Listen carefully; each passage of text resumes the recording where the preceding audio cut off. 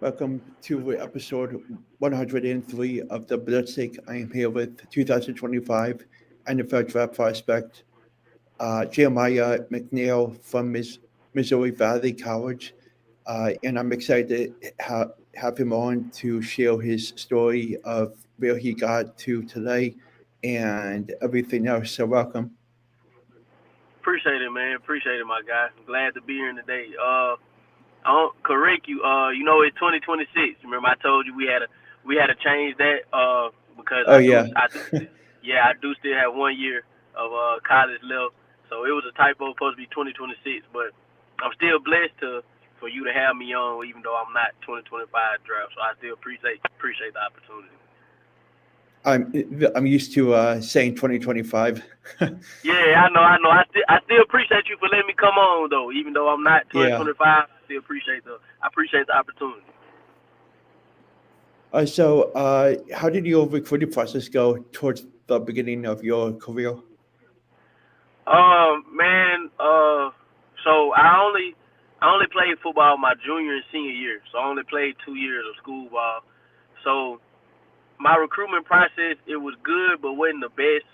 I had one junior college scholarship out of high school. Uh, Took too long to commit. I wasn't as smart as I was now, so I took too long to commit. They took the scholarship. They took the scholarship from me. So it left me with really only walk-ons, opportunities, and stuff like that. So I ended up walking on to Mississippi Gulf Coast Community College, one of the top junior colleges in Mississippi. Spent a year there because of COVID. They set me out uh, because of due to COVID and due to them having players come back for an extra year. They set me out. After a year there, I did end up getting cut. Part of the business. Uh, I ended up going to Millsaps College, Division III in Jackson, Mississippi. Played a semester there, played a year there, got some film, good film. Committed back to junior college after that. The coaches that recruited me to that school ended up quitting, so I ended up opening back up my recruitment, and that's how I landed in Marshall, Missouri, at Missouri Valley College. And I've been at Missouri Valley College for 2 years now. I have two good seasons there. I haven't been a full time starter. I've been playing. Haven't been a full time starter, but despite of all that, I have put together a good resume and some good stats. I got 6 interceptions in the last 2 years. Uh, this past season, I was number one in the conference in interceptions. Had 4 interceptions, and I only played maybe 4 or 5 games. Had some problems going on, but yeah, I mean my recruitment out of high school wasn't the best. I had to do a lot on my own. I will say that I had to reach out to a lot of coaches on Twitter. I had to be dedicated, man. I didn't have coaches just reaching out to me or calling my school for me. So I had to do it on my own, and that's why my journey is so special. Because everywhere I done been, every opportunity that I got, me and God got it. I was dedicated enough to reach out to coaches myself. So it wasn't the best recruitment process, but I made it the best. I say that. How did you finalize to pick to go to school at MVC? Man, Coach Lawler, Morris Lawler. He's no longer. He was the DC that recruited me to Moval to MVC, but he's no longer there now. He's now coaching at SEMO, Southeastern Missouri. Uh, but he got me to MVC. He was a really good coach and good man himself, good family man. When he hit me up on Twitter, we talked for about a week or two, and he promised me the opportunity to come in and have the chance to showcase what I can do to compete for a start spot. He gave me that. He promised me that, and he also promised my mom that he would make sure I stayed out of trouble, get my education, and just he'll stay on me, be the best I can be. He'll be that father figure away from home that will take care of me. And my mom liked it that it wasn't just about football with him. It was more about the school and everything, me becoming a man, it wasn't just about football with him. So Moore's Coach Lawler was a big reason in me committing to MVC in 2023. How is it like playing at the level that you're playing at now? Say it again. How is it like playing at the level you're playing at now at MBC? Um, the level is good, man. The level is good. If people don't know, Missouri Valley College is in the Heart Conference, and the Heart is one of the toughest NAI conferences. It's one of the toughest ones. So we play a lot of good people. We play a lot of national ranked teams. It's definitely competitive, man. You got to be ready. People think just because NAIAs or D3s or stuff like that, because it's not just Division One, they think the competition is weak. But honestly, man, it's not. I've learned a lot. I've went against some nice dudes, some nice receivers, played against some nice teams. The competition is good, man. It's a lot of great players in NAIA.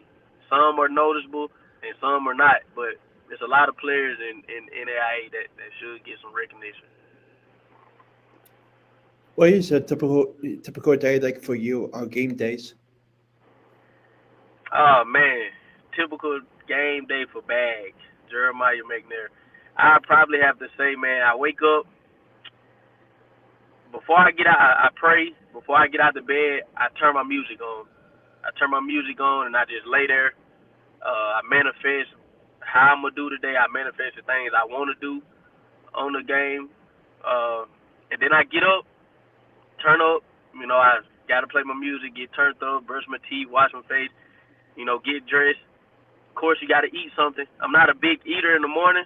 It'll just make my stomach hurt. So I don't really eat in the morning. I just eat me like a fruit or something, or a protein bar, or drink a protein shake. But I can't really eat a full meal. So, but yeah, I turn up with my guys in my room, my teammates that stay with me. I turn up with them, and head down to the locker room, get myself ready. I'm not a big talker on game day. Everybody who knows me knows that. I'm not a big talker on game day. I like to just sit in my locker with my headphones on, with my shades on, listen to my music, and just get myself ready.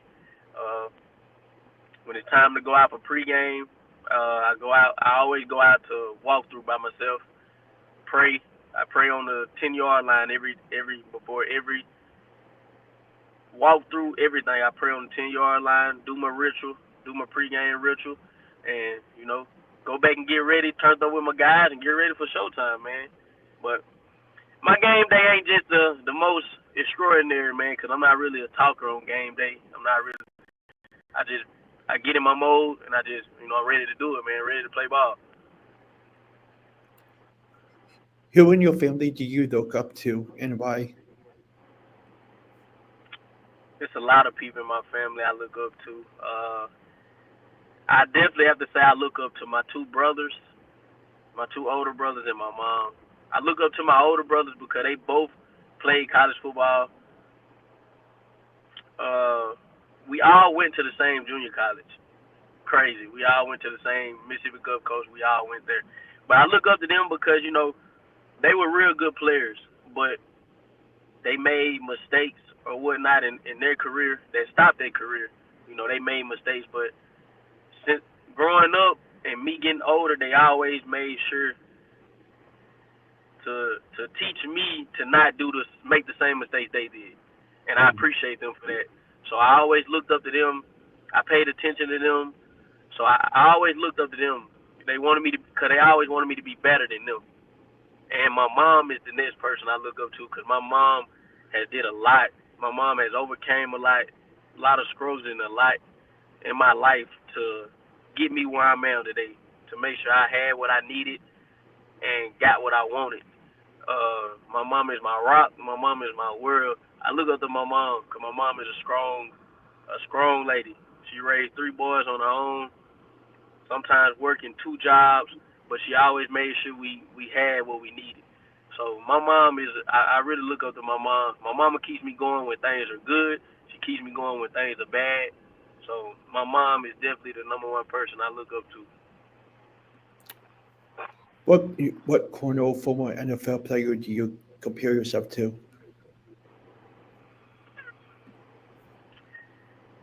NFL player I compare myself to.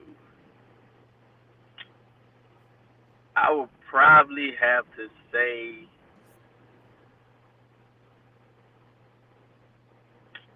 I like AJ Terrell from the Atlanta Falcons.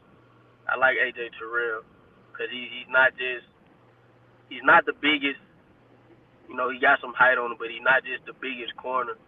You know, but he gets it done, and he can cover in the slot. He can cover on the outside. He's just all around dog. You know, you can count on him. You can count on him every day. You can count on him. You can count on him every game. He gonna give you everything he got. Him and Darius Stingley. Those are two guys. I love Darius Stingley because he's more of a younger guy, and the things he's doing at the young age is crazy, man. And I've been watching Darius Stingley highlights. I used to watch his highlights before a game, his LSU highlights.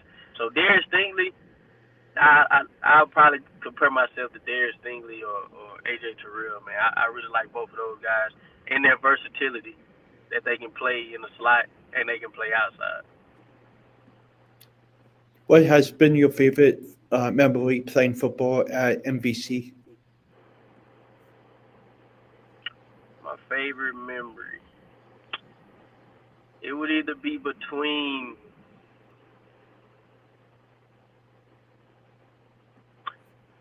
it's a lot of memories, but I have to go with either my first interception. I had my first college interception at MVC, and I say that was the most memorable moment is because that was my first college start. That was the first time I started in a college game, and that was one of my best games. I also was in the conversation of voted for Defensive Player of the Week that week. I had a big hit, forced fumble, and I had an interception, my first college interception against Peru State, my first year at MVC. So it would either be that or this past season when I caught two interceptions against William Woods. So between those two, but I probably have to say Peru State when I caught my first college interception. Mm-hmm. How many hours a day do you take the time to watch film to better your game? Really couldn't give you amount of hours, but I do watch film a lot. I always reach out to my teammates that stay with me, JB, T Hunt, Kilo. I always reach out to them guys to talk about what the receivers are doing that we're playing against, what type of routes they like to run. I always watch film with my dog T Hunt. T Hunt. I always watch his film. T Hunt make sure I watch his film. So I watch film a lot, and I'm not ashamed to reach out to my coaches and ask them for things that I need to look for in scouting or ways that I can get better at watching film. Because I'm not the best at everything, so you know, there's always ways you can get better in every category. So I'm always reaching out to the coaches, asking what I need to do better at watching film, what I need to look for more. You know, so I watch film a good amount, man, because when you know what your receivers are going to do or like to do, it make it smoother and easier for you to play. What do you like to do in your free time? Free time, I like to work out. Working out, listening to music always clear my mind. Anything I got going on, it clears my mind. And if I'm not working out or listening to music, I eat. I eat a lot, and I like to just lay down, relax, and watch movies. I watch movies a ton. Like, I know a lot of movies. So if I'm not working out, I like to just eat, relax, and watch movies, man. I'm laying down, relaxing, man. If you could have dinner with any current NFL player, who would it be, and where would you go with him? one NFL player that I would want to spend a day with. Current or retired? I guess Court. Current NFL player. Uh,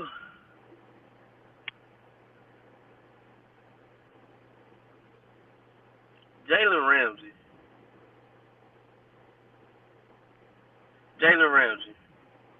Because Jalen Ramsey is a dog, and I think people forget how good he was before his injury or whatnot. But if I had it, it'd be Jalen Ramsey, and I just spend a day with him and learn all the gems and learn all the game that he got to give. Of course, I would love to work out with him, but also I would take the time to learn from him.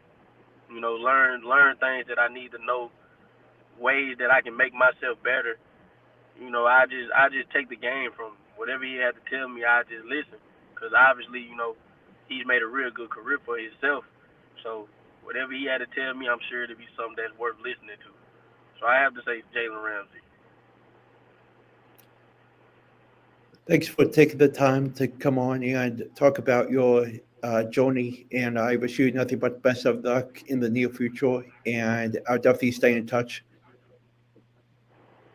Yes, sir, man. I appreciate you for having me on here, man. I appreciate you taking the time to talk to me today. And once again, I appreciate you for giving me the opportunity to come over here. Even though I'm not a 2025 draft prospect, I still appreciate you for giving me the time to come over here, man. And I hope we can interview each other again as time gets closer to the end. And I can't wait for this. Can't wait for this interview to drop, man. I'm eager to watch it, man. Sounds good. Have a great day. Yes, sir. You too, my guy. Thank you. Yes, sir.